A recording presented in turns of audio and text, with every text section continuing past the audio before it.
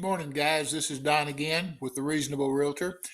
Today's article is about Chattanooga and East Tennessee. We were down recently through the Chattanooga and up towards Knoxville, and I've got to tell you, we do a lot of business in that area.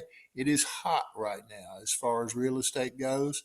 Uh, Sometimes it's hard to get the sign back from the sign maker and put it out in the yard before the house is sold.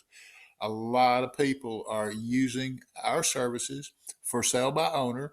And of course, we put them in the MLS so that they get awesome exposure. It's easy to do right now. Like I say, the market is very hot. Chattanooga, East Tennessee. We're also in Middle Tennessee and Memphis. This article is about Chattanooga and going through Chattanooga, though. I appreciate you being here today. As usual, I'd like for you to like us. I'd like for you to subscribe.